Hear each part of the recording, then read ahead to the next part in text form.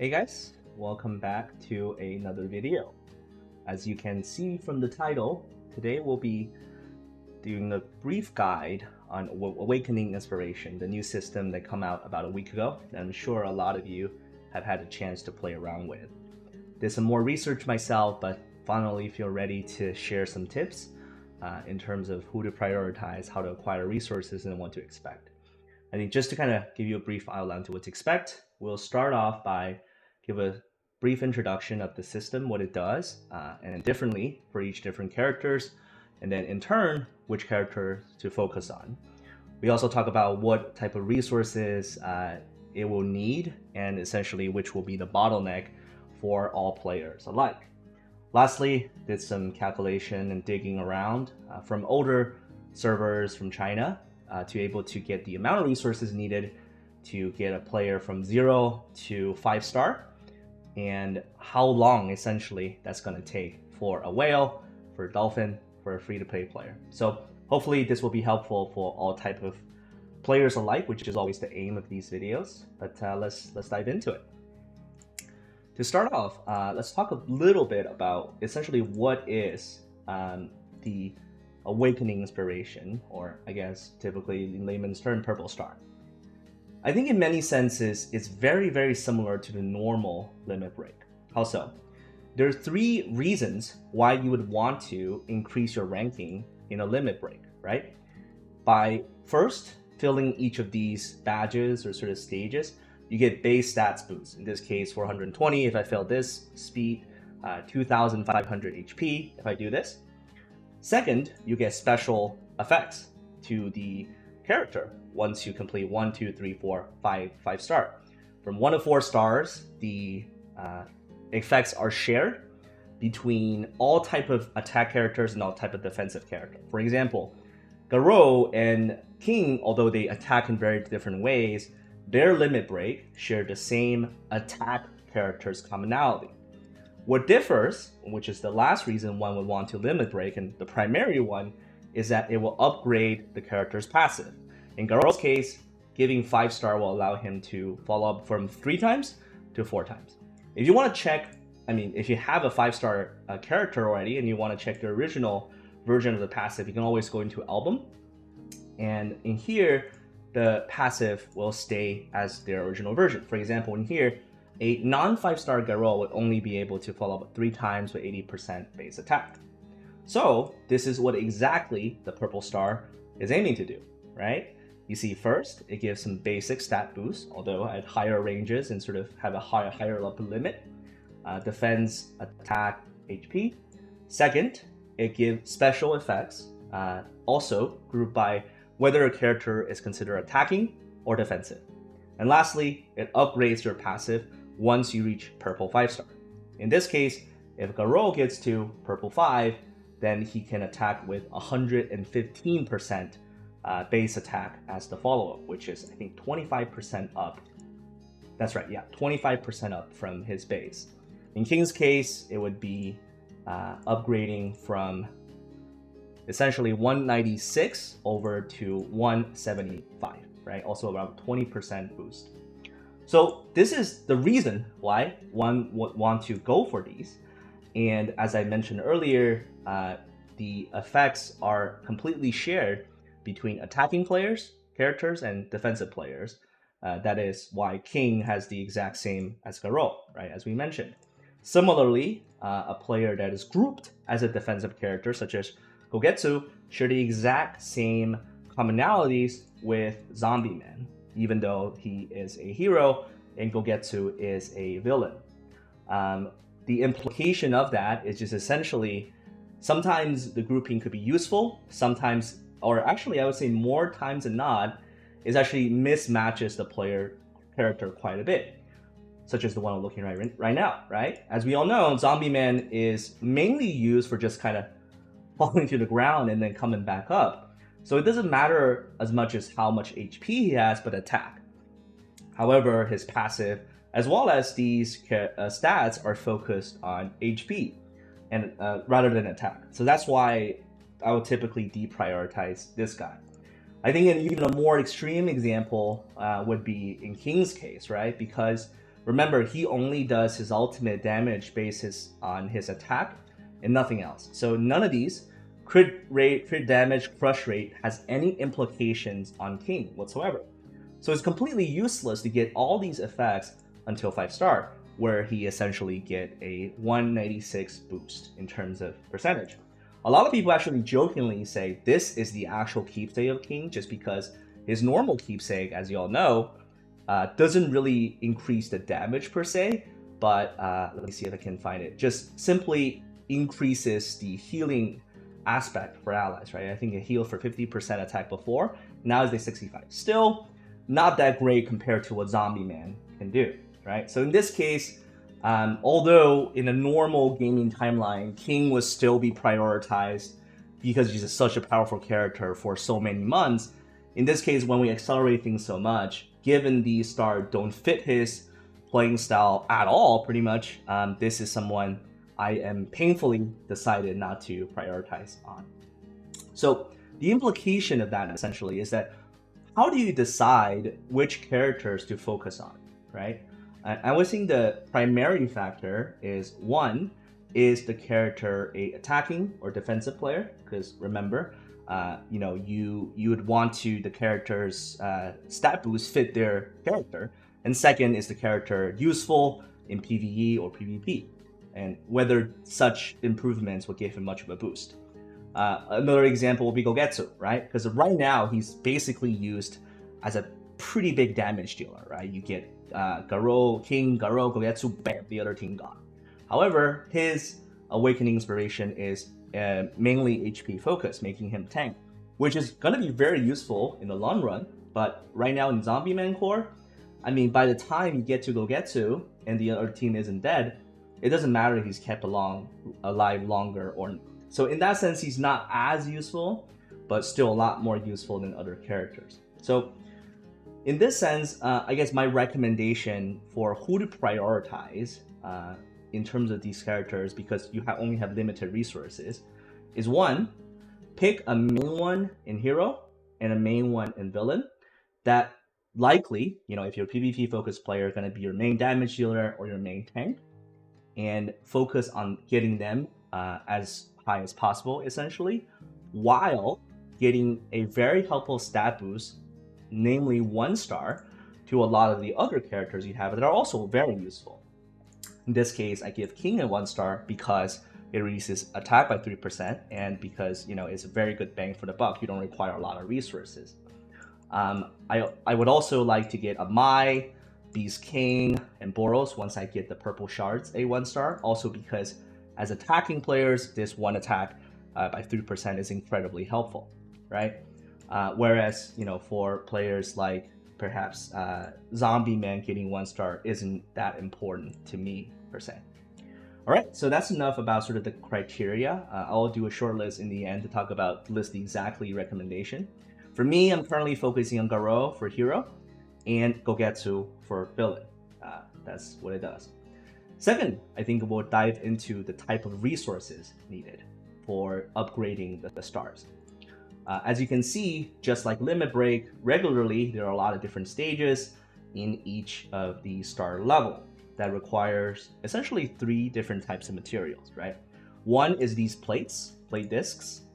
2 is this hero villain power, which is likely actually the bottleneck for the majority of us trying to upgrade them. And lastly, the purple shards that can be acquired from the extreme challenges, as well as the awakened chip, right, which is acquired from these daily elite stages sweeps. So, and maybe just to quickly run through all the means to acquire them, right? To start with, we have the extreme training, in which one will expect to get the purple shard needed to limit break, essentially guaranteed per time, whereas the yellow shard is not, right? So you do 4 times, maybe you drop 2 yellow shards, but you're guaranteed to drop 4 purple shards for whichever character you put in there. And that's why you can see a lot of these people put their best character or their preferred character in, right? And then we go to core power, which is the little orange platey things, and this is done from the Awakening Trial. It's open for 2 classes on any day, and on Sunday it's open for all 4. So essentially you can expect to get 2 for hero, 2 for villain each day from these sweeps, and then 4 on Sundays. This is also where you acquire strength discs, well, any type of disc essentially, for upgrading these limit breaks. Another couple sources of acquisition of essentially core power is, I don't have it activated right now, but Mystery Store will sell at times both the purple shard and the hero core power. I mean, I'm fine with you guys buying hero core power there. It's the exact same price as it is in store. But the purple shard is something I typically wouldn't recommend you spending gems on unless you're a super big whale and just want someone to reach the maximum as soon as possible. And also in the daily section, you're able to buy the core power through here, 120 gems per each. Similarly, you can buy chips, you can buy discs, but I would not recommend going them, because these, as you see later on, will never be the bottleneck, and these will just simply accumulate with time. I think overall the way to think about this is perhaps also very similar to the regular limit break, right? Because in this case, once you don't want a character to work for you, let's say if I want to revert my mask, I could always do so and get all the resources back. And as you can see, all the plates, all the coins, and all the chip and core power, right? Whereas the stuff I don't get back, or I guess wouldn't find useful, is the purple shard. Similarly, just as how you revert a normal character, there all the badges are returned. Oh, I'm trying to find someone who isn't 5-star, but I mean the shards don't become useful, right? So yes, we're all going to be very short on hero power right now, but just as we were with badges at the beginning of the game, right? Because this thing accumulates with time. Absolutely. All right, so let's, after we kind of quickly wrap up the means to acquire those resources, I would say right now, probably the biggest bottleneck for the majority of us is the core power. What will help with the situation is when Peak Arena opens, when every week you get a chance of redeeming core power, essentially. So this is, I think, about a quick walkthrough of what the system does and the sort of resources needed. I now want to transition into essentially what to expect, right, in terms of how long it takes to get those resources enough to upgrade someone to high levels. So let's switch to the PowerPoint. I was able to dig up this chart from older servers, essentially outlining the amount of resources needed at each level. So purple shard, as you can see, a total of 186, core power, a total of 1,485, awakened chip, 960. Just from a glance, you can clearly see core power, which is the most difficult to acquire, is also the most difficult in terms of quantity requirement, right? This is what makes it so difficult, and core power will, for now and eventually, always be the bottleneck for upgrading someone up a star, not actually purple shard nor awakened chips. Then, as you can see below, first of all, on the right hand of it, this is what I was talking about at Peak Arena. Once this opens, you'll get a chance to redeem this core power. It's in Chinese, but these are the core power chests for villains and for heroes, 10 times each every week, right? So that's essentially 40 added to hero, 40 added to villain per month. What I've done on the left-hand side, as you can see, is that I'm trying to kind of create scenarios, right, for people to kind of think what to expect once you want to upgrade someone from 0 to 5-star. 3 categories. First is free to play, right? Someone who wastes no additional gems, not even additional tries in such acquisition of resources. Then we go to low spender, and then we go to whales. Let's start with free to play first. I think purple shard is very straightforward. 3 extreme challenges per day, 30 days is 90, right? So if you do that character every single day, you need about 2 months to get that player from 0 to 5-star, or at least the resources needed in that category. Core power looks scary, right? Because each month you get about 120, and you require a full fucking year to be able to 5-star someone. The breakdown is here, right? If you do daily, the 2 tries in terms of the trials get you essentially 2 core power per day at least, because there will be Sunday, and 30 days is 60. Weekly, as you can see in the future, we'll get 10 of these chests, and 4 weeks, that'll be 40. And then lastly, every month, as it will be going forward, there will be free events giving out these sort of core powers, as well as sort of hero backup stay you can redeem and things of that sort. So it's not totally impossible, right, to boost up that number. This is the most conservative estimation, in my opinion. Lastly, we go to Awakened Chip, which is essentially the stuff you get from sweeping elite levels, right? This stuff is fairly straightforward, even if one doesn't reset. As long as you have a high enough level, you're able to get enough resources needed for a character in about 2 months. Okay, so this seems like a long-ass journey, right? And I think even more unfortunately is that I believe that in order to upgrade someone to 5-star purple, you will need their keepsake. So this, by definition, I think bars out the majority of definitely the free-to-play players and the majority of small spend players. I'm not keeping a free-to-play account per se, but I do have a low spender account in another server just to kind of test. And so far, I think about 4 or 5 months playing the game, I've only accumulated about 30 of them. And I'm sure for a free-to-play that could even be even much worse. Then let's move on to another category, which is low spender. I'm assuming low spender, or I'm recommending low spender to essentially purchase 1 extra attempts in extreme training per day, that is 120 gems, and 3 times the core power chest per day, right, which is about 360 gems.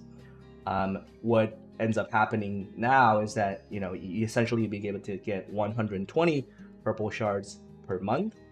So 1.5 months is all it takes. And then for core power, you get an extra 3 times 30 days is 90, so an extra 90 per month. So a little bit more manageable, more than half a year still. I mean, it's a long ass journey, right?